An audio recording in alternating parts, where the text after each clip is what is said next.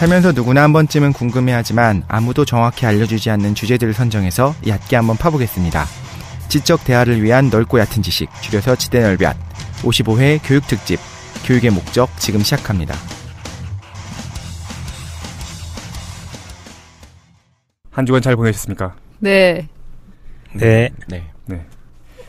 오늘 그래서 교육특집인데 진행하기 전에 간단하게 자기소개 말고 한 주간 뭐 있었는지 간략하게 얘기한 다음에 좀 진행하도록 하겠습니다. 한 주간 어떻게 지내셨나요? 목소리를 우리가 왜 깔고 있냐면은 우리가 지금 비싼 스튜디오에 들어와 있지 않습니까? 발음 다시 한번. 비싼 스튜디오. 비싼 스튜디오인데 이게 마이크가 너무 좋아가지고 큰 소리로 얘기하면 다른 마이크에 다 잡혀. 그래서 목소리를 좀 조용조용하게 하겠습니다. 네. 졸려 갑자기 졸려. 안녕하세요, 깡쌤입니다. 제가 지난주랑 지지난주에 스케줄이 좀 엉키는 바람에 그 방송에 참여도 못하고 뭐 펑크도 사실은 저 때문에 났죠. 방송 펑크도. 우리 얘기 안 하려고 했는데 자기가 그래서 죄송하다는 말씀 좀 전해드리고 있고요. 요즘 신혼인데 좀 일이 많이 바빠가지고 제가 신혼일이 바빠가지고요. 깡쌤 일이 너무 많으세요 요즘에. 네. 바빠서. 그래서 빨래하랴, 뭐 설거지하랴 요즘에 일이 바쁘다. 집에도 그 일이 아니고 집사람한테도 좀 미안하고 그렇습니다만 집사람이 요즘 요리 배우는데 좀 취미가 들렸어요. 그래서 책을 샀습니다. 요리 책을 사서 요리를 해주는데 너무 행복하더라고요. 잠깐 지금 약간 포즈가 있었어. 갑자기 너무 입술에 경련이 눈이 오고 있는데 입술에 경련이 행복하다고 점점 말라가시는데요. 네. 제 아내가 팔방미인이라는 점을 꼭 말씀드리고 싶어서. 팔박이요? 팔방. 왜 자꾸 깔려 그래? 맞아. 야, 그래도 재밌다, 행복하다. 예. 위너 아니 위너. 결혼해 갔는데 아내분께서 맛있는 것도 해주시고. 그렇게 지내셨군요. 네. 그렇군요. 다른 분들 어떻게 지내셨나요? 저는 깡 선생님 덕분에 조금 편안하게 일지를 보냈습니다. 왜? 안주 펑크 내주셨잖아요. 감사해요, 깡 선생. 이거 다 편집해. 안 그래도 부족한데. 저는 진심으로 너무 좋으면서 좀 걱정을 했어요. 많은 분들이 좀. 그죠. 독실이가 지난번까지 너무 과학을 오랫동안 했어, 그지? 그래서 안 그래도 과학을 오래 했기 때문에 좀 가벼운 주제 혹은 어떤 다른 주제로 했으면 좋겠다 생각을 했거든요. 그런데 뭐 한 주일 동안 쉬면서 이제 게시판을 통해서 많은 분들이 또 수학 전공해주신 분들과 다른 전공은 아니고 뭐 수학 교육을 전공하신 분들과 이런 분들이 이런저런 얘기를 해주신 거 보면서 흐뭇하면서 이런 대단한 분들이 우리 방송을 듣고 있구나 하는 걸 들으면서 좀 깜짝깜짝 놀라는 한 주가 되었습니다. 감히 제가 리플을 하나 못 하겠더라고요. 다 너무 전문가들이셔서. 수학 관련돼가지고. 네네, 수학 교육에 대한 것들. 많이 알려주죠. 네. 그래서 그 한 주 동안 그거 검색하고. 검색하면서 또 내 이름 언급되나. 조마조마하면서 보고 좋았습니다. 그러셨군요. 김도희는 어떻게 보셨나요? 잘 지냈습니다. 그렇습니까? 네. 목에다 끼고 있는 건 뭡니까? 목베개입니다. 목베개? 네. 목베개를 왜 지금 끼고 있어요? 요즘에 목이랑 어깨가 너무 아파가지고. 네, 좀. 그래요? 저한테 상담 받으세요. 전문가니까. 맞다. 목. 네. 많이. 깡 선생님 목이 좀 안 좋아가지고. 저 한 3년 고생을 했기 때문에. 네. 목베개에 투자한 돈만 한 30만 원 냅니다, 제가. 진짜? 대박. 투자금은 없어서 상담받지 않겠습니다. 저희 그거 샀어요. 목 안마기. 목 안마기? 홈쇼핑 같은 데서 파는데 이제 팔을 걸어가지고 끌어내려가지고 하는 건데. 슈메이트. 삐셔 다 알고 있어. 뭐 어때? 근데 그거 그러니까 아내가 지휘를 하거든요. 그래서 이제 그 지휘를 한번 하고 나면은 항상 이게 계속 손을 들고 이렇게 움직이니까 목이 이게 좀 뻣뻣하게 굳고 하더라고요. 저는 이제 목이 잘 안 굳는데 한 번씩 이렇게 주물러주면 정말로 너무 딱딱한 거예요. 근데 그게 되게 실제로 좋다고 하더라고요. 그 안마기가 자기가 원하는 만큼 세게 쪼일 수가 있으니까 팔을 내려가지고. 그래요? 그 브랜드는 언급하지 않지만 혹시 필요하시다면 그 안마기 평이 좋더라고요. 근데 저도 해보니까 좋더라고요. 그래요? 그럼 찾아봐야겠다. 간접 광고 하는 거 아닙니다. 그러니까 광고 우리 안 봤는데 그래요? 그렇게 2주간 보내셨군요. 전 오랜만에 게임을 좀 했는데 게임도 하고 근데 나는 한 주간 할 얘기가 많아. 근데 여러 가지 어떤 얘기를 할까 고민하다가 그 얘기를 해야 되겠다. 게임도 했어. 게임 얘기를 오늘 안 하고 그 얘기해야지. 투명망도 개발된 거 보셨습니까? 하지마. 투명망도? 야, 투명망도가 개발됐어. 예전에 있었던 그거랑 다른 건가요? 근데 그 언론에서 나오던데 미 국방부에서 실제로 그러니까 투명망토에 대한 기술 개발이 끝났나 봐. 그런데 이제 그거에 대해 실용성 여부에 좀 문제가 있어가지고 그래서 입찰한다는데 투명망토. 정말 아무것도 안 보여요? 네, 메타 물질이라는 게 있대. 굴절률 차이로 사실 보이는데 그냥 흐리흐리하게 아지랑이 피듯이 보이는 거 아니에요? 그러니까 원래는 어땠냐면은 접는 부분 이런 데들에 티가 났대요. 그렇지. 그런데 그런 것들의 기술 개발도 거의 끝나가지고 접어도 투명하게 보인다는 거야. 그래서 메타물질이란 게 있대. 반물질도 아니고 메타물질은 뭐야? 그래서 그 메타물질이 어떻게 하냐면은 빛을 그 표면에서 휘어가게 만들어서. 얼마예요? 그러니까. 살게요. 야, 그게 너무 궁금한 거야. 그럼 이제 곧 미군이 이거 할 것 같아. 그래서 그 국방부에서 요구했던 게 뭐냐면은 그냥 가시광선만 피해가는 것뿐만이 아니라 레이더나 아니면 뭐 적외선이나 이런 거 다 피해갈 수 있게. 진짜 클로킹이 되는 거네. 존나 무서울 것 같아. 와. 그게 이제 움직이면 저희 그 스타크래프트 유닛도 보면 클로킹 되는 데 움직이면 꾸물꾸물 하잖아요. 보이잖아요. 보일 수 있겠지만 실제로는 그 스나이퍼들이 이제 갈라슈트라고 하나요? 그걸 입고 숨잖아요. 그런 걸 생각해 보면 그런 투명 망토를 걸치고서 움직이지 않으면 찾아내는 게 거의 불가능하겠죠. 그럼 존나 무서울 거 아니야. 그 귀신하고 싸우는 거지. 사실상 그렇죠. 그러니까. 그래서 한 20-30년 후에는 전쟁이 많이 무서워질 것 같아. 드론들로 공격하고 투명망토 입고서 달아다니고 그럴 세상이 올 것 같다. 드론들만 싸우는 세상이 됐으면 좋겠어요. 그러니까 조종해가지고. 사람은 건들지 않고 물론 그런 일이 일어나지 않겠지만 어쨌든 군인들도 실직자가 되는 겁니까? 그러네요. 안 그래도 지금 청년 실업이 장난 아니라는데. 전부 다 PC방에 모여가지고 드론을 조종해야지. 그렇구만요. 쓸데없는 얘기했죠. 그래서 2주일 동안 볼 게 많더라고. 그 투명망토도 있고 그래가지고 계속 찾아보면서 지냈습니다. 아, 그래. 한 주간 이렇게 보냈군요. 오늘 그래서 뭐 할 거냐면은 지난번까지 우리가 과학이랑 수학을 했는데 수학 뒷부분에서 우리가 교육에 대한 얘기를 했어요. 수학 교육이라는 것이 이렇게 필요한 것인가에 대한 얘기를 했었는데 교육 얘기를 했었는데 실제로 우리 교육에 대해서 말씀해 주실 수 있는 분이 깡 선생 아닙니까? 교육을 전공하셨잖아요, 그죠? 이름도 선생님이야. 그지? 깡 선생. 그래서 깡 선생 열받았어요. 니네 왜 나 빼고 교육 얘기했냐? 그래가지고 교육 특집 한 2주 정도 진행하면 좋을 것 같아요. 네. 그래서 교육 특집 해서 제목이 이거죠. 니네들 왜 나 빼고 교육 얘기했어? 특집을 해가지고 깡 선생 중심으로 교육 얘기를 한번 해보려고 합니다. 예, 반갑습니다. 예. 저도 이제 수학 교육 편 들으면서 특히 이제 관련된 논쟁이 진행되는 걸 보면서 꼭 한번 짚고 넘어갔으면 좋겠다 하는 생각을 했었는데 마침 또 저희한테 오랜만에 가상사연이 도착했습니다. 그런가요? 예. 아유, 가상사연이 있어서 가상사연 본 다음에 본격적으로 깡 선생 중심으로 한번 해보도록 하겠습니다.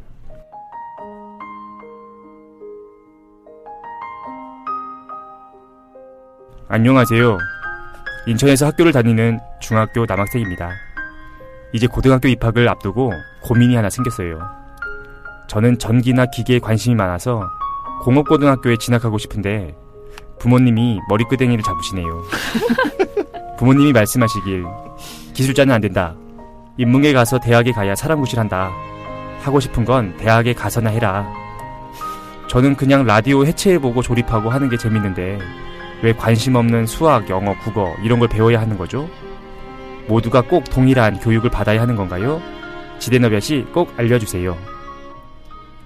인천 부평구에서 고 스티브 잡스온께서 보내주셨습니다. 갑자기 연계 메시지. 연계에서 온 메시지였어요. 오랜만에 가상사연 들으니까 좀 신선하네. 네. 그래요? 네. 오랜만이구만. 들으면서 에디슨 생각했는데 스티븐 잡스. 그랬어요?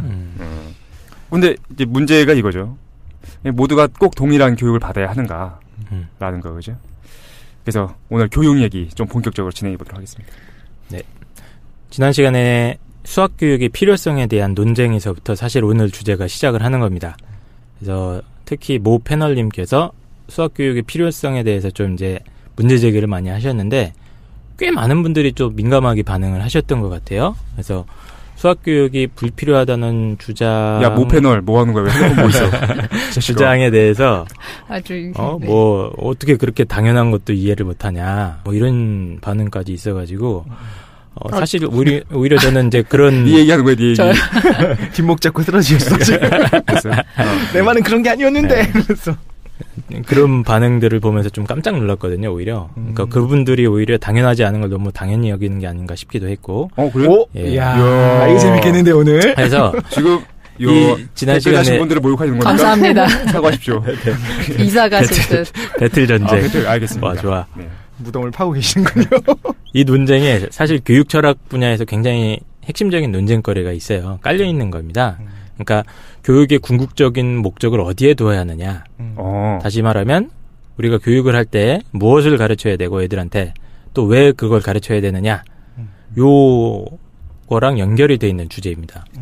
그러니까 다시 한번 좀 정리를 해보면 수학교육이 필요하다고 주장하시는 분들의 근거는 이런 것 같아요. 그러니까 수학교육이라는 게 개인의 정신의 발달이라던가 사회 발전에 필수적인 거다.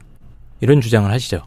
그치. 예, 근데 그 근거를 자세히 따져보면 수학이라는 학문이 일종의 어떤 보편성을 지닌 것이고 그렇기 때문에 인간의 인성이나 지성에는 어떤 보편적인 발달 과정이 있기 때문에 이 수학을 가르쳐야 된다라고 보는 것 같아요. 그죠. 지난번에 내 주장이었죠. 제 주장. 그죠. 그러니까 사회 전체적인 측면에서도 사회 전체 발달에 적합한 어떤 보편적인 가치라든가 사고 방식이 분명히 존재하니까 이걸 가르쳐야 되지 않겠느냐. 그게 수학이다.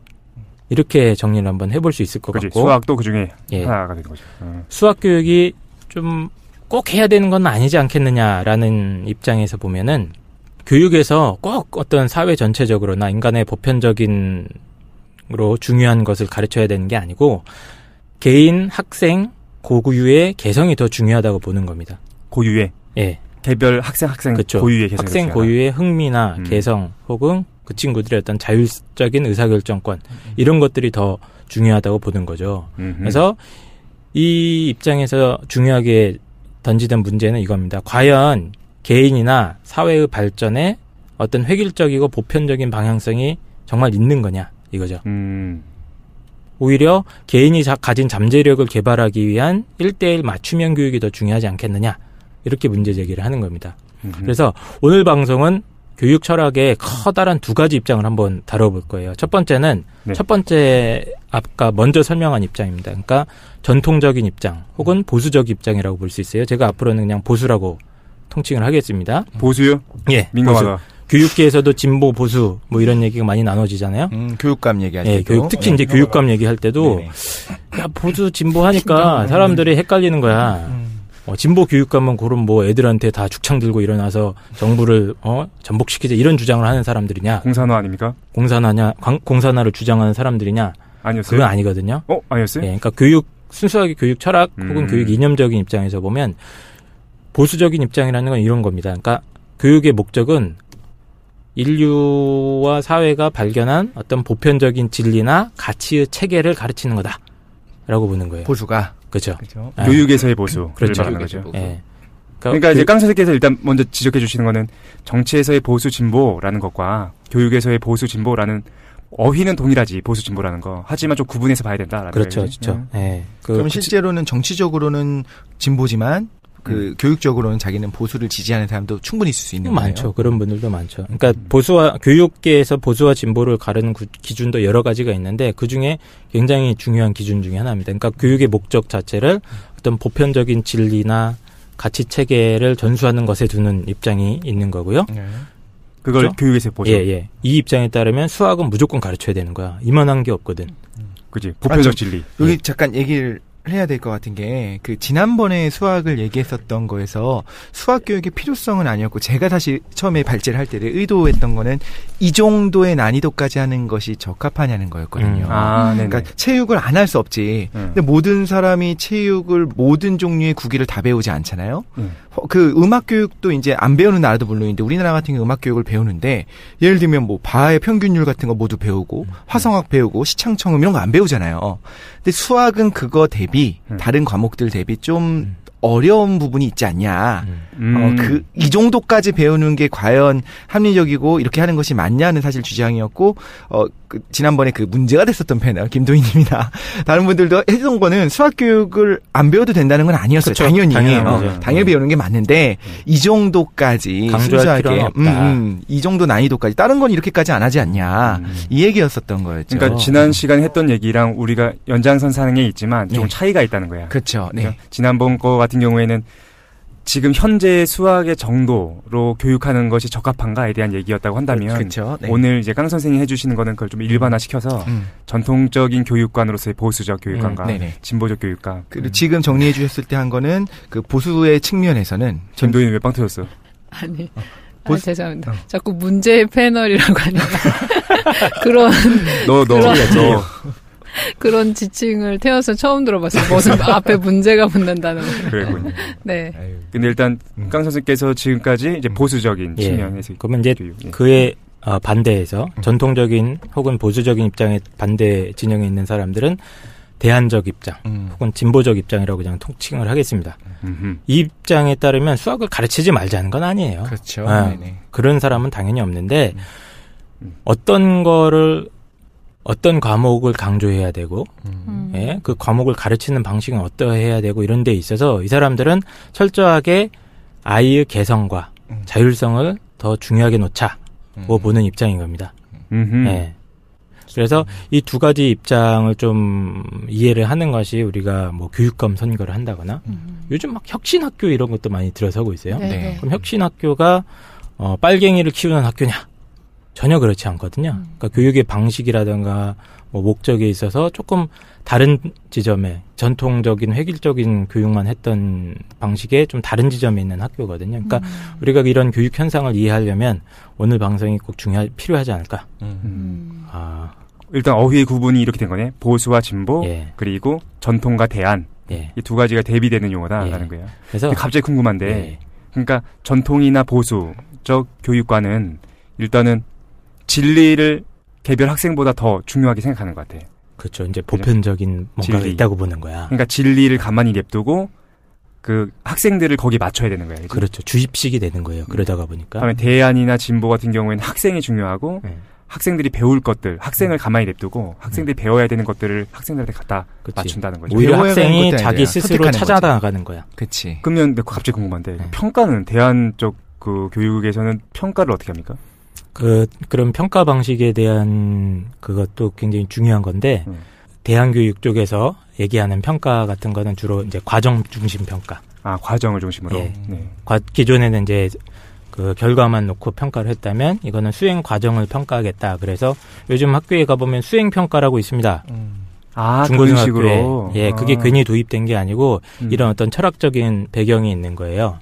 수행평가. 지난번, 그러니까 우리가 예전처럼 막 정석책 같은 걸 가지고 달달 외우도록 이렇게 하고 일단 문제를 풀어서 점수가 얼마냐로 평가하는 거가 아주 전통적인 방식이었다면 그렇죠. 지금은 이제 알게 모르게 대안적인 요소들이 들어온 거죠. 지금 혼합된 상태인 거죠. 그렇죠. 그러니까 그 아이가 그걸 틀리는 게 중요한 게 아니야.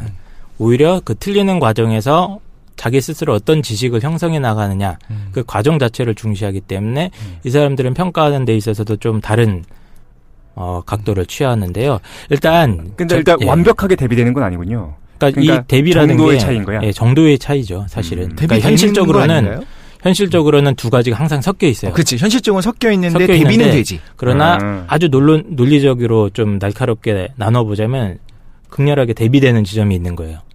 ES. 그러니까 진정한 보수 교육, 진정한 진보 교육 이런 건 없고 어느 정도는 그러니까 대안과 이 두 가지가 항상 섞이는데 어느 걸 더 강조점을 두느냐. 현실에서는 그렇게 나타나죠.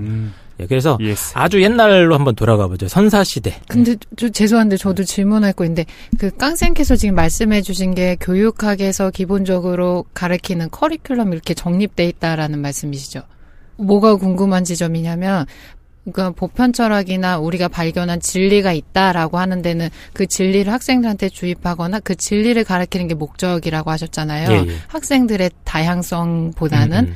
근데 제가 생각했을 때는 그 진리를 가르치는 목적 자체가 학생들의 다양성이 중요하기 때문에 보편적인 진리를 가르쳐야지만 학생들의 다양성이 뭔가 살아나거나 그게 강조될 수 있다고 보는 관점이라고 보는 건 안 돼요? 그 논리적인 입장도 가능은 하겠죠. 네. 그런데 그거는 우리의 논의에 따르면 전통적인 교육관에 있는 거죠. 근데 오히려 좀 전통적인 게 강할 것 같아요. 그러니까 왜 김도인이 이 얘기 하는 줄 알아요? 김도인 같은 경우에는 모를걸. 현재 수학적인 그거에 대해서 지난 시간에 반대했잖아요. 현재 수학적인 교육이 너무 과하다. 그러면서 그렇죠. 고교 과정까지. 사실 웃기려고 했던 얘기가 이런 거였잖아. 그래서 체육과 명상, 음악과 명상, 경제와 명상. 저 그거 농담으로 했는데 진작에 받아들이시면 좋겠어요. 예, 그거 농담으로 한 거였는데. 근데 어쨌든 핵심은 그거였어요. 그러니까 진짜로 명상은 그게 아니라 뭐냐면은 너무 치중된 교육 말고 수학이나 뭐 국어나 너무 치중된 거 말고 일단 현실 생활과 연결된 걸 가르치자라는 거였잖아요. 그지? 네, 뭐 철학이 됐던 수학이 됐던 똑같아요. 그 보편적인 원리를 고교 과정 이전에 가르치는 게 무리라고 봐요. 네네.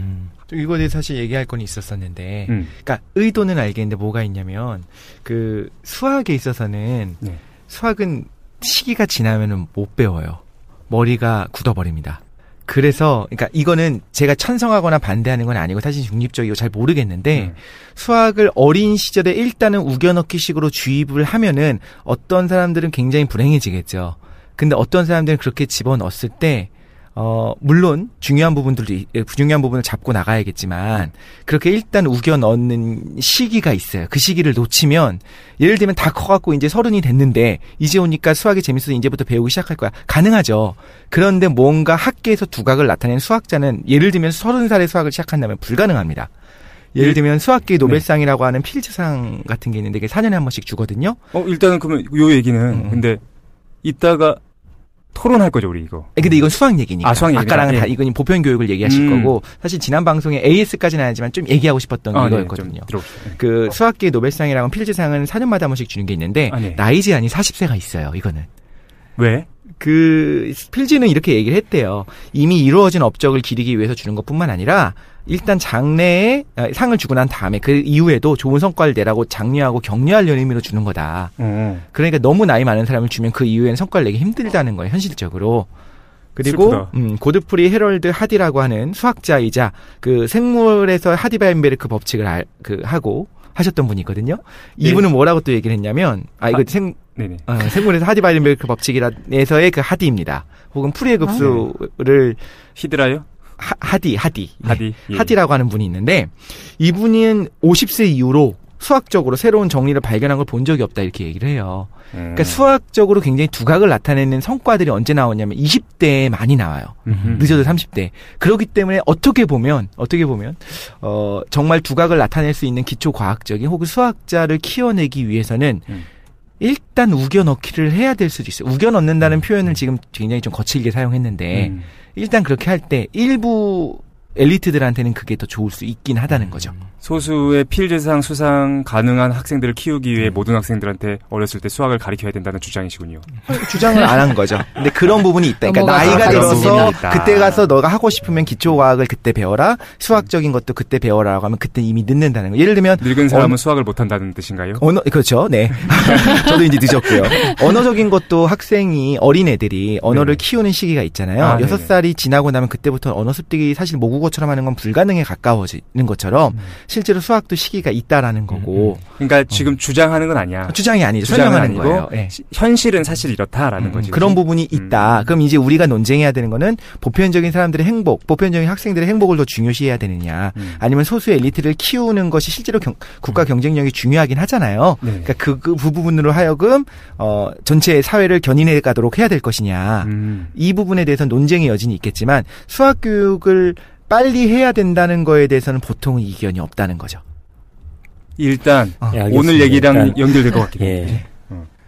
조금 더 일단 그 얘기는 난 이 얘기를 들으면 수학 포기하고 싶은데 어차피 안 될 놈은 안 된다는 얘기잖아. 그 모든 사람이 이렇게 우겨넣기를 했을 때 많은 다수들이 불행해지겠죠, 사실. 요거는 조금 이따 토론해 보도록 하고. 계속 한번 해봅시다. 좀 역사적인 얘기를 한번 해보려고 그래요, 또. 교육의 역사 저런 걸 좀 들여다봐야 이 두 가지 대립이 좀 명쾌하게 알 수가 있을 것 같은데 아예 이제 그 문자도 없던 시절에 원시 부족들이 뭘 가지고 어떻게 교육을 했을까요? 몽둥이요. 그렇죠. 몽둥이 쓰는 법. 네. 뭐 낚시하는 거, 생존 기술이나 뭐 체력 기르는 거 정도였겠죠, 그렇죠? 근데 이제 인간들이 모여 살기 시작하면서 인간 대 인간의 전쟁이 막 본격화되기 시작합니다. 그러다가 보니까 아주 고대에 요구되었던 교육 중에 하나가 체력을 기르는 건 물론이고 군사 기술이나 이런 건 물론이고 용기, 용맹함 이런 걸 가르쳐야 되는 거예요. 그러니까 사자왕 리처드 같은 어떤 용맹함이 그 사회에서 제일 중요한 덕목이 됩니다. 왜냐하면 부족 전체의 그 생존을 가를 수가 있으니까 그런 걸출한 영웅이 있고 없고에 따라서 리처드 하나 있으면 끝나는 거 아니야 전쟁에. 그러니까. 사기 유닛이잖아요. 아이언맨. 그러니까 이 용맹함을 가르쳐야 되는데 이 용맹함을 어떻게 가르칠까요? 애들을 막 전쟁터에 내보내? 그냥 군사훈련하는 거 아닌가요? 뭐 훈련도 시켜야겠죠. 신체훈련. 네. 제일 좋은 거는 가상체험을 시키는 거죠. 가상체험. 오큘러스 리프트 같은 거 딱 씌우고. 그렇죠. 그때 당시엔 그런 최첨단 기기가 없기 때문에 문학교육을 하는 겁니다. 그러니까 영웅들의 무용담을 아름다운 시로 만들어서 아이들한테 외우게 시키는 거지. 예, 그래서 그 시를, 그렇죠. 간접교육을 하는 겁니다. 시 암송을 통해서 언어뿐만 아니라 어떤 도덕적인 품성을 개발하는 그런 교육을 같이 했던 것 같아요. 그래서 요즘 남아있는 뭐 길가메시 서사시라든가 뭐 호메로스 이런 게 사실 그때 다 애들 용맹함을 길러주기 위한 그런 교육적인 목적이 굉장히 컸다고 그럽니다. 그렇네요. 영웅들의 얘기구나. 그렇죠. 예. 그때는 용맹함이 가장 중요한 덕목이었으니까. 그렇습니다. 그러다가 도시 문명이 점점점 발달하고 뭐 전문적인 학문이나 기술 같은 것도 더 발달하면서 교육도 좀 더 세련되게 되게 되죠. 특히 이제 자유 시민들을 위한 교육이 등장하게 되는데요. 도시 시민들의 가장 큰 특징이 뭡니까, 이 사람들은? 바빠요. 바쁘죠. 네. 바쁜데 또 일단 이 사람들은 1차적인 생산 활동을 자기가 직접 하진 않습니다. 네. 주로 농촌이나 농부나 어부들은 뭐 노예를 부리던가 해가지고 그 사람들의 생산물을 자기들이 착취하고 자기들은 딴짓을 하죠. 그렇죠? 이게 이제 고전적인 자유시민들이 하는 역할이었는데 이 사람들이 그러다가 보니까 자기들만의 어떤 언어라던가 성품이라던가 지식을 기르기 위한 교육이 발달하기 시작해요. 이게 사실 이제 귀족 교육이지. 자기들은 엘리트 교육인가요? 그렇죠. 엘리트 교육이에요. 사실은. 그러니까 교양 교육이라고 하는 게 어부나 농부 같은 1차적인 생산 활동에 종사하지 않는 사람들을 위한 교육인 겁니다. 그래서 이 사람들을 교육을 책임지기 위해서 기원전 한 8세기에서 6세기경쯤 되면은 이제 교육 전문가들이 등장합니다. 소피스트. 그렇죠. 교육업자들. 특히 이제 그리스 문헌 기록을 보면 흔히 말하는 소피스트들이 뭐 부정적인 어휘도 있는데 그때 당시에 사교육업자들이에요. 근데 이제 사교육이라는 게 나쁜 게 아니고 인류 역사의 교육을 책임졌던 대부분의 기관 중에 사교육이 다 담당을 했습니다. 그래요? 당시 공교육이 없었잖아요. 공교육이 생긴 게 얼마 안 되죠. 예. 그렇게 서구에서는 뭐 17세기 넘어야 겨우 공립학교들이 나타나는 거고, 그 이전까지는 다 사교육업자들이에요. 그리고 전문적인 사교육 기관도 등장하기 시작합니다. 그래서 초중등 애들은 뭐 체육학교를 보낸다거나 유치원이야. 뭐 음악학교가 있었다고 하는데 이것도 그러니까 문학작품 같은 걸 가르치는 겁니다. 시, 뭐 이런 것들을. 그리고 조금 고등학교들도 이때 처음 등장하는데 뭐 굉장히 유명한 아카데미아라고 있어요. 아카데미아. 예, 이 원장님이 누군지 아십니까? 학원 원장님. 우리 동네 아카데미아. 플라톤입니다. 플라톤. 플라톤 원장님께서 세운 아카데미아라든가 뭐 리케이온. 당대에 제일 잘 나가던 오늘날로 치면 뭐 대성, 종로 이런 급이야. 예, 그런 학원들이 성업을 하기 시작하죠. 사실 그 플라톤이 만들었던 그 아카데미아에서부터 지금의 그 아카데미 이게 다 연결된 거죠. 예. 그럼 여기서 뭘 가르쳤냐? 그래서 기본 3가지 과목이 있는데요. 이거는 오늘날 용어로 말하면 일종의 키보드 워리어즈를 위한 과목입니다. 그런 걸 가르쳤어요? 네. 당시에는 키보드 워리어즈를 잘하면 출세라는 세상이야. 고시 합격을 할 수가 있어요. 공직에 나갈 수가 있습니다. 다시 얘기하면 그 아테나의 아고라라는 광정에서 사람들을 다 모아놓고 연설 한 번만 잘하면 스타가 되는 거야. 그렇기 때문에 문법, 논리학, 수사학 이런 거를 기본적으로 가르칩니다. 키워드를 잘하는 방법이죠. 제가 봤을 때 독실님도 이때 갔으면 한탕 했다. 그러니까 유명한 키보드 워리어. 속도로. 그렇죠. 데이터를 내뱉는 초당 속도가 가장 빠른 키보드 워리어. 아웃사이더로. 분탕질의 대마왕. 이렇게. 그리고 이 외에도 수학, 기하학, 천문학, 음악 뭐 이런 과목들을 이제 주요하게 가르쳤는데 이 7개가 그래서 굉장히 유명한 영어로 하면 리버럴 아츠라고 있어요. 리버럴 아트. 리버럴 아트. 예, 이거를 뭐 번역하면은 교양 과목이야. 오늘날 얘기로 하면은. 그러니까 먹고 사는데 직접 연관은 안 되는 거예요, 하나도. 근데 수사학이라는 게 뭔가요? 수사학이라는 게, 그러니까 타인을 설득할 수 있는 방법을 찾는 수단. 그러니까 말을 화려하게 하는 연설이라고 생각하면 돼요. 웅변술도 가르치고 기본적으로 거기에다가 뭐 은유, 뭐 비유하는 방법, 뭐 여러 가지 이제 그 논증을 아주 화려하게 꾸미는 방법들을 좀 알려줬다 그래요. 그죠. 세련되게. 세련되게. 민주주의 사회였기 때문에 법 자체도 그랬다고 하더라고요. 그러니까 내가 죄를 지어도 사람들 배심원들 앞에 해가지고 설득 말만 잘하면 그렇지. 타인의 재산을 강탈하거나 그러고 쉬웠던 거예요. 일종의 그럼 변호사 양성 코스기도 그렇죠. 하네요. 그런 식으로. 법률가 양성도 되고 이게 행정 업무를 하는 사람들이 되는 거예요. 그런데 시민들이 워낙 적고 서로 아는 관계니까 대리인을 쓰는 게 아니라 자기가 말을 해야 되는 거지. 근데 몇만 명 안 됐죠? 아테네 시민들이. 저도 기억에는 몇 명 그렇게 많지는 않았어요. 그 부양하고 있는 노예가 많았어요. 10배 정도 되고.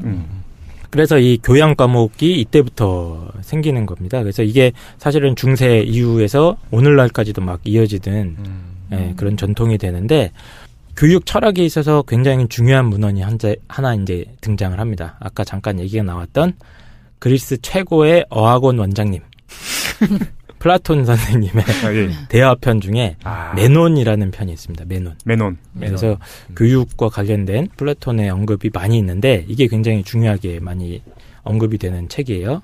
그래서 메논 편의 주제를 간단하게 설명을 해준다면 당시의 사교육업자들, 즉 소피스트들의 광고 문구가 우리 학원에 오면 덕을 가르쳐 드립니다. 뭐 이런 게 있었어요. 그래요. 그러니까 덕이라는 게 그리스 언어로는 아레떼라는 건데 아레테. 예. 근데 뭐 영어로 하면은 아레떼. 맞아요. 예. 아레떼. 좋은 거예요. 좋은 거. 굿. 너 당신을 진짜 뜻이 좋은 것이야. 당신을 뛰어난 사람으로 만들어 드립니다. 이런 뜻이에요. ART. 아레테. 예. 그게 사실은 뭐 서양 철학 좀 힘들어. 서양 철학 배우면서 제일 이해가 안 되는 게 그거였던 거예요. 덕, 아레떼. 도대체 뭘 얘기하는 그냥 좋음이야. 좋음이에요. 좋음. 뭐 탁월함. 동양에서는 그냥 덕하면 그냥 완전 필수 그렇죠. 개념이에요. 맞아요. 굿인데 그 당신을 하여튼 유능하고 뛰어난 사람으로 경쟁력 있는 인재로 만들어드립니다. 뭐 이런 뜻이에요. 근데 과거에 진짜로 광고했다? 그 고대 그리스 사회는 잘 모르겠는데 로마 사회를 보면은 콜로세움 같은 데에서 뭐 경기하잖아요? 그럼 광고 전단지가 진짜로 나와. 그걸 뿌려. 그래서 보고서 사람들 가고 그랬대. 아마 그리스도 비슷했을 것 같아요. 그때도 마케팅이 있었죠. 예, 사교육끼리 경쟁을 하니까. 종이가 아니라 뭐 다양한 걸 썼겠죠. 나무 판자를 판자에다가 붙여놓으면 되니까. 그래서 뭐 우리 학원이 원조 플라톤에서 왔다. 뭐 이런 거. 30년 전통. 30년 전통의 아카데미야. 직통. 예. 그래서 당대 사교육업자들이 하도 자기들이 덕을 가르친다고 하니까 이 이제 대화편 메논에서 등장하는 소크라테스가 과연 이 덕이라는 게 가르쳐질 수 있는 거냐라는 주제로 토론을 시작합니다. 메논이라는 사람과. 참 인여로운데 참 좋아. 그래서 이게 왜 유명하냐면 굉장히 유명한 플라톤의 상기설에 대한 언급이 여기서 등장하는 거예요. 상기설이라고 혹시 뭐 이거 고등학교 교과서에도 나오지 않나요? 윤리 교과서에. 나올걸요? 잠깐 나와요. 잠깐 나왔던 것 같아요. 상기설이라고 해가지고 플라톤이 물어봅니다. 내가 어떤 대상을 지금 몰라. 근데 그게 내 눈앞에 있어. 플라톤이 물어보는 게 아니라 소크라테스가 물어보는 거죠. 네, 맞습니다. 소크라테스가. 그럼 내 눈앞에 이게 있는데 그게 그건지 어떻게 아느냐? 이걸 물어보는 겁니다. 그러니까 다시 예를 들어서 설명해 보면 내가 K5 자동차를 몰라. 한 번도 본 적이 없어. 근데 내 눈앞에 우연히 K5가 있는 거야. 오케이? 그럼 내가 그게 K5인지 어떻게 아느냐는 거예요, 이 사람은. 모르죠. 뭔지 모른다며. 모를 또 바꿔서 얘기해 보면 야, 얘가 적절하지가 않죠. 내가 피타고라스의 정리에 대해서 잘 몰라. 근데 누가 앞에다가 피타고라스 정리에 증명하는 방법을 딱 보여줬어. 그치? 내가 읽어보니까 맞는 것 같아. 근데 그게 진짜 맞는지 아닌지 어떻게 아냐는 거예요. 내가 과거에 몰랐던 건데. 얘가 적절하지 않습니다. 아주 쉬운 예를 들어주면 이렇게 예를 들 수 있어. 내가 사과 중에서 A 사과가 있는 거야. A 사과는 어떠냐면 반쪽이 썩었고 뭐 이렇게 어쨌든 막 근데 길을 가고 있는데 길을 가다가 난생 처음 보는 나 사과를 이미 알고 있긴 있어. 근데 난생 처음 보는 형태의 사과가 있는 거야. 반은 초록색이고 반은 썩고 그런 사과는 태어나서 본 적이 없었던 거야 실제로는. 근데 그걸 보는 순간 사과라는지 어떻게 알았냐는 거지.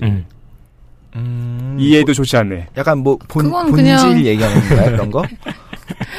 내가 처음 보는 것을 왜 그것인지 알 수 있느냐. 뭐 그런 거랑 연결도 되고 내가 과거에 몰랐던 거를 어떻게 하면 알게 되느냐. 이 질문인 거예요. 가르침을 받고 교육을 통해서 내가 계몽되는 것들이 어떻게 가능하냐는 그렇죠, 거군요. 그렇죠. 몰랐는데 그거에 대한 플라톤의 대답은 뭐냐면 윤회를 끌어들이는 겁니다. 인간은 영원히 불멸하면서 계속 윤회를 하는데 윤회의 과정 속에서 어떤 불멸하는 진리를 어느 순간인가 봤을 것이고 그것을 우리가 무의식적으로 기억 속에 갖고 있었던 거야. 근데 이승에 태어나다가 그걸 다 잊어버렸어. 망각의 강을 건너면서. 그래서 다 까먹고 있다가 윤회하면서 내가 K5를 한번 본 거야 어디선가. 저 이데아의 세계 어딘가에서. 그렇죠. 내가 내 눈앞에 실제 K5가 있으니까 그때 봤던 그거를 떠올리는 거. 그 최초로 배웠었던 거는. 그렇죠. 네. 뭐 그러시면 질문했는데 뭐라고요?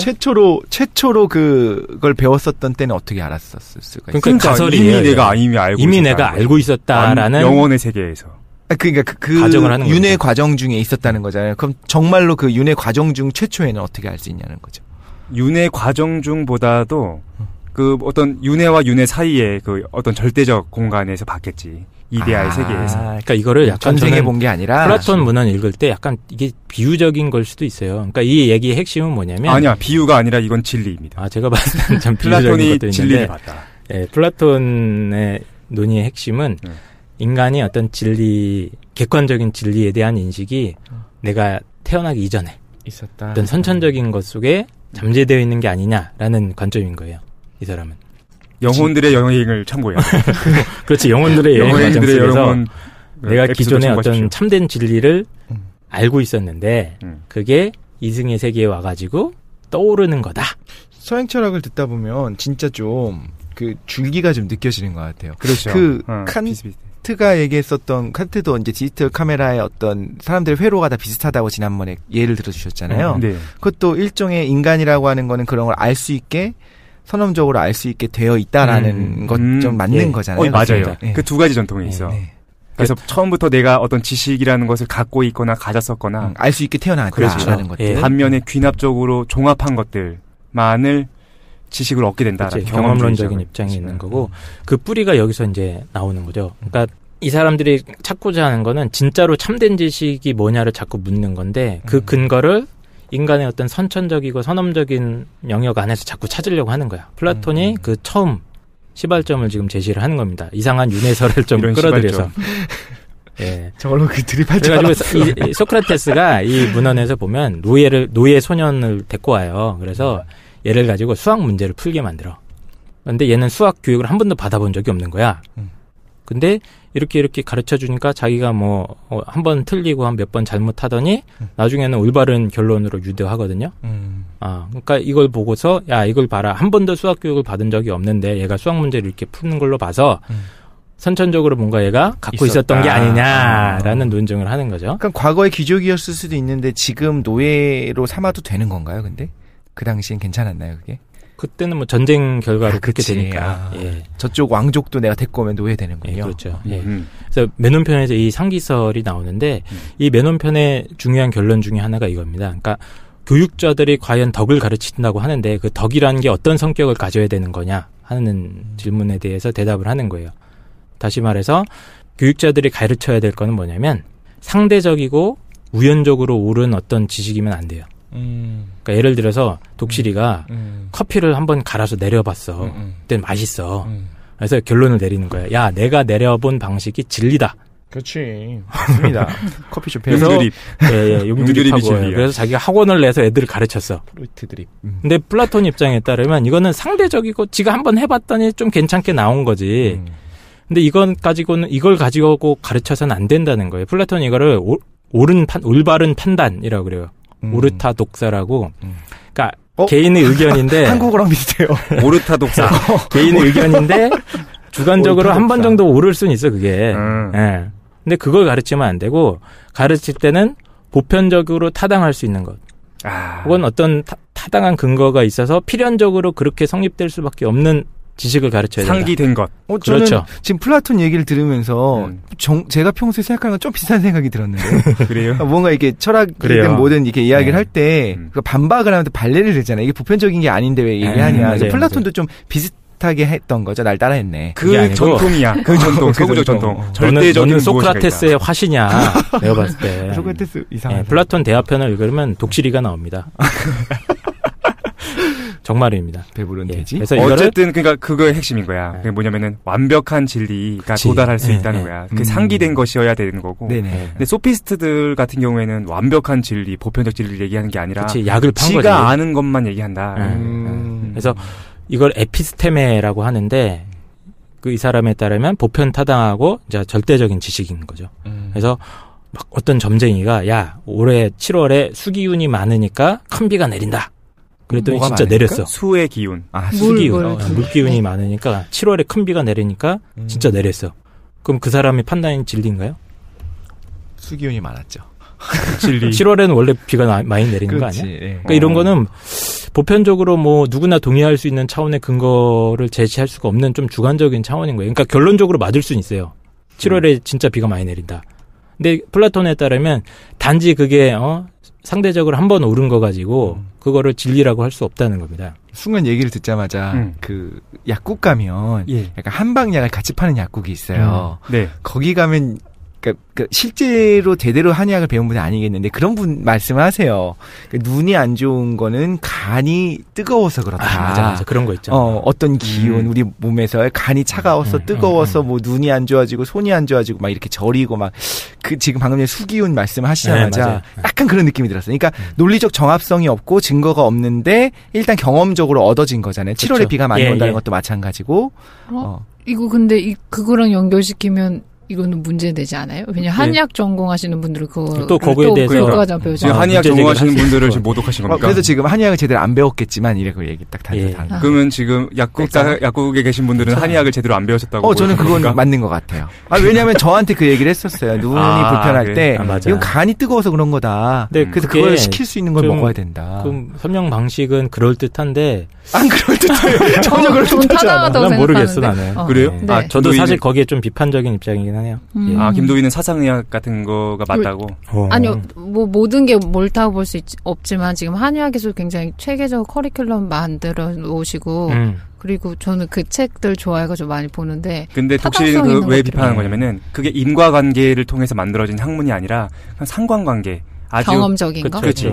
경험적인 개연성으로 만들어진 거 아니야. 라고 할 것 같은데 이거 나중에 한번 띄워가지고. 사실 표현이 엄밀하지 않아서 그렇지, 그러니까 거기서는 그냥 뜨거운 기운이라고 퉁쳐서 놓는 거 안에 여러 가지가 있을 수 있잖아요. 그렇죠. 그러니까 근거는 있을 수 있는데 표현을 그렇게 뜨거운 기운 때문에 간이 뜨거우셔서 저 눈이 안 좋은 거예요라고 얘기했을 때 뭐라는 거지? 이런 생각이 들더라고요. 그러면 간을 냉장고에 식히면 되나요? 그러니까 뭐 차가운 기운의 음식을 먹으라는 거죠. 약을 먹고. 그럼 냉기운을 보충해야 된다 이러면서 막. 그런 거였던 것 같아요. 약이 되게 비쌉니다, 근데. 일단 근데 그게 근데 그 사실일 수도 있는 거니까. 사실일 수도 있죠. 판단하기 좀 힘든 것 같고, 나중에 의학할 때 한번 해야합시다. 근데 어쨌든, 지금 아까 제 사장님이 좋은 말씀을 하셨는데, 교육을 할 때 뭐 개연적이고 상대적이고 뭐 이런 걸 가르치면 안 된다는 거예요, 한마디로. 보편적이고 좀 필연적인 어떤 근거가 있는, 즉 검증된 진리. 이걸 가르쳐야 된다는 거고, 플라톤이 이런 말을 한 이후에 서양 교육에서 이제 이 어떤 전통이 만들어지는 거죠. 그러니까 좀 체계적으로 정당화된 지식을 전달을 하자. 즉 학문을 교육의 대상으로 잡자, 목적으로 삼자 하는 전통이 이제 이때 처음 시작을 하는 거예요. 그래서 오늘날도 보면 교육하면은 뭐 수학, 과학 이런 거 중심으로 가르치지 않습니까? 맞아요. 뭐 어부하는 고기 낚는 기술 이런 건 안 가르쳐 주죠. 예, 그러니까 그런 기술적인 부분보다는 서울에 있는 고등학교에서 고기 낚는 기술. 예, 학문적인 거를 갖다가 좀 다운그레이드 시키죠. 초등학교나 중등 고등학교도. 교회를 가면 사람을 낚는 법을 가르쳐줍니다. 그렇군요. 예, 그러니까 이게 이때부터 시작을 하는 거예요. 이제 일종의 좀 보편적인 진리를 가르치자 이런 전통이 시작이 되는 거고, 사실 동양에서도 교육을 한다는 게 결국에는 이런 걸 가르치는 거 아닌가요? 그러니까 보편적인 어떤 자연의 질서가 있고, 이거를 우리 인간이 따라야 된다. 천륜이 곧 인륜이다. 뭐 이렇게 되지 않나요? 근데 그래야지 개개인의 다양성이 공존할 수 있다고 보기 때문에 보편적인 윤리를 가르치려고 하는 거고, 그러니까 보편적인 윤리가 중요하기 때문에 지금 현재 살고 있는 인간들을 획일화시켜서 거기다 쑤셔넣는 건 아니거든요. 근데 보통은 보편교육이 중요하다 그러면 그 보편교육이 폭력적으로 사람들을 뭔가 획일화시키고 규제하고 강제하기 때문에 그거에 거부감을 많이 느끼시는 것 같아요. 근데 저는 그냥 별로 깊이 공부하지 않은 입장에서 네. 뭐 유학 공부하시거나 이런 분들 보면 굉장히 좀 획일적이던데. 지금 유학 공부하신 분들을 모욕하는 거죠? 죄송합니다. 유학파를 모욕하신 겁니까? 예. 그러니까 저는 자유주의적인 관점에서 보면 어떤 특정한 방향의 윤리적인 올바름이 딱 규정이 되잖아요. 네. 그리고 그게 시대와 공간을 초월해서 어느 정도 보편성을 띈다고 보지 않나요? 맞아요. 예. 근데 김도인이 얘기하는 그 보편적인 것을 가리키는 궁극적인 목표가 개인의 다양성을 확보하기 위해서라는 거는 깡 선생도 동의할 것 같은데 나도 그렇고 립 서비스 아니냐는 거지. 실제로 가리키는 거는 보편에 대해서 가리키고 있는 거 아니냐. 라는 거예요. 저는 아닌 것 같아요. 왜냐면 사실 수학도 일단은 제가 아까 얘기한 것처럼 우겨넣기를 하지만 그 뒤에 응용이 나타날 수 있는 것처럼 조선시대 그 과거 문제들을 지난번에 세종대왕편에서 잠깐 언급했던 것 같은데 가르칠 때는 뭐 상강 오륜부터 시작해서 뭐 대학 수학 이런 것들을 가르치잖아요. 근데 이제 문제가 나오는 건 논술 문제가 나오는 거예요. 만약에 정말 획일화된 교육을 시켰다면 논술 답안이 모두가 같아야겠죠. 근데 실질적으로 과거 문제는 논술형이 나오고, 그럼 기존의 우겨넣기 어떤 획일화된 진리의 우겨넣기 교육을 받은 사람들이 실질적으로 이제 자기 생각을 담아서 논술하기 시작하는 거잖아요. 그럼 오히려 저는 어떻게 보면 깨우치기 위한 최소한의 어떤 진리를 가르치는 건 맞고, 그 이후에 사람마다 독특한 생각들이 나타날 수 있는데 이제 그 정도 안을 걷는 게 나타나는 걸 원하는 게 아닌가 싶었거든요. 그래도 어쨌든 회초리를 때리니까. 그리고 사회 질서를 강요하잖아. 예. 어떤? 그러니까 사회 질서에 사람들을 맞추지 않아요? 정명. 그렇죠. 그러니까 근대 이전의 교육의 대부분의 특징이 어떤 하나의 기준 혹은 표본을 제시를 하는 거죠. 이상적인 어떤 목표라든가. 인간을 질서에 맞추잖아. 예, 어떤 도덕적인 본을 제공을 하죠. 심지어 임금에게도 임금은 이래야 된다라는 걸 마땅히 가르치지 않나요? 근데 그거는 뭐라고 할까? 어떤 그 인간에 대한 역할이나 뭐 사회 질서가 중요해서 맞추는 게 아니고 사람들이 중요하니까 사회 질서를 만든 거지. 사람들이 공존할 수 있는 사회 질서가 뭔지 이제 동양에서 연구하거나 동양에서 공부한 대로 거기가 옳다고 생각한 거를 가르쳐 주는 거고 어떤 질서나 역할을 고정화시켜 놓고 사람들이 그것대로 행동해야 된다라고 하는 건 아니죠. 이게 지금 논쟁이 옛날에 공자가 죽어야 나라가 산다 이런 책이 있었는데 맞아요. 그 다음에 바로 공자가 살아야 나라가 산다 이런 책이 나왔던 거예요. 공자가 문제야. 그게 지금 충돌이 있는 것 같아요. 예, 그거 재밌는 주제인 것 같고 나중에 나중에 그건 좀 얘기를 한번 해보시고 이거는 뭐 서양 기독교 사회에서도 마찬가지였고 이것도 뭐 이제 신에 의해서 계시된 보편적인 진리를 가르치려고 했던 거죠. 서양의 중세 교육 체계나 이런 것도 이제 선사 그다음에 고대를 지나가지고 중세 이르고 그리고 근대에 넘어와서도 마찬가지예요. 이거는 그러니까 무엇을 가르칠 것인가 했을 때 이제 신 중심은 아니고 인간을 이성적으로 봤을 때 합리적으로 보편 타당하다고 인정할 만한 것들을 가르치자 해가지고 뭐 도덕 시간에 혹시 기억나세요? 뭐 백과사전 학파니 뭐 계몽주의자들 해가지고 과학이 등장하기 이전에 미신이라던가 잘못된 전통 같은 것들 이런 거를 혁파하자.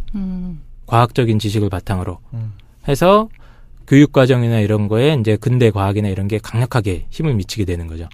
역사를 넘어서서 아예 이거는 보편적 진리다라고 진리를 가르친다는 말씀이신 거죠? 그렇습니다. 그렇죠. 역사도 하나의 뭐 보편적 진리가 되겠지. 고정되어 있으니까. 그래서 이렇게 해서 교육 철학 중에서도 보수적인 전통이 이제 확립이 되는 겁니다. 그러니까 그렇군요. 이 보수적인 관점에 따르면 우리 학생들한테 전수돼야 할 불변의 진리 혹은 가치 체계가 있다는 거예요. 명백하게.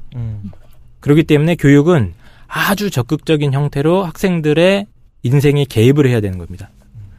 그리고 다소 일방적으로 또 때에 따라서는 복종과 훈련을 통해서 이거를 일종의 계도를 해나가는 거지. 그렇지. 네, 그러니까 너무 벗어나 있으면 체벌을 통해서라도 그 길로 들어설 수 있게. 그러니까 보수적인 관점이라는 거는 아이들의 흥미나 뭐 자율성 개성보다는 반드시 좀 일방적인 형태로라도 전달되어야 되는 지식이나 가치가 있다고 보는 겁니다. 그리고 그게 애한테도 좋고 사회 전체로 봤을 때도 더 좋다.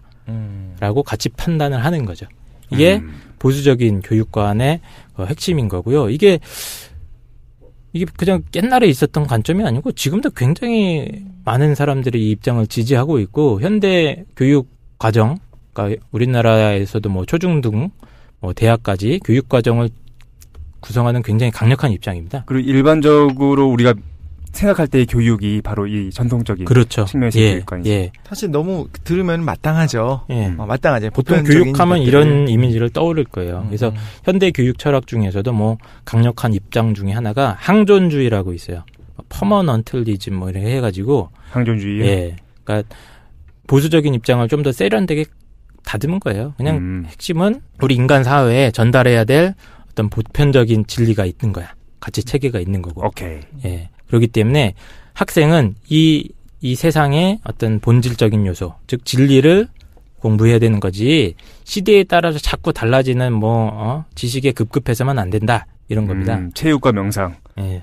경제와 명상 이런 거 아닙니다. 그래서 교육의 목적이 인간다운 인간을 양성하는 것인데 인간의 본성은 근데 이성인 거야. 그러니까 이성을 개발해야 되는 거지. 뭐 동물적인 욕망 이런 건 좀 억제시키고. 그러니까. 또 인간의 본성이 다 동일하기 때문에 교육도 동일해야 된다. 뭐 이런 좀 강력한 주장을 펼치는 거죠. 그렇군요. 그래서 지금까지 강 선생님이 뭘 해주고 계시냐면은 역사적 측면을 통해서 어떻게 해서 보수적 측면, 전통적 측면에서의 교육관이 자리 잡았는가. 이해했어. 예. 플라톤이 문제였군요. 근데 이제 지금 말씀하셨던 것 중요한 것이 이렇게 보수적이고 전통적인 것들을 다소 주입시킨 걸 통해서 가르치는 것이 학생에게도 좋고 사회 전체적으로 좋다고 하셨잖아요. 그렇죠. 그러니까 그런 입장이라고 했잖아요. 네. 그럼 이제 아직 안 나왔지만 진보적인 교육 혹은 이렇게 대안교육, 열린교육 이런 경우에는 학생에게도 그렇게 하는 것이 더 좋고 사회 전체적으로 좋다고 주장을 하지 않겠습니까? 그렇겠죠. 그렇죠. 이제 반대쪽으로 가겠죠. 그렇죠. 저는 근데 이제 생각할 때 아까도 이제 수학에서도 얘기했었지만 사회 전체적으로는 보수적인 것이 더 낫다고 보는데 개인의 행복은 좀 반대로 대안교육이 더 좋지 않겠나 싶은 생각을 하거든요. 저 같은 입장도 있나요? 그건 뭐 이따가 나중에 좀 따로 있지는 않고 있겠죠. 왜 없어요? 있겠지. 일반적인 생각인 것 같기도 한데. 되게 일반적일 수 있을 것 같은데. 네. 근데 알겠습니다. 네. 그래서 잠깐만 쉬었다가 그럴까요? 이제 시간이 벌써 이렇게 돼서 진보를 얘기 한번 해보겠습니다. 그럼 우리 잠깐 쉰 다음에 계속해 보도록 하겠습니다.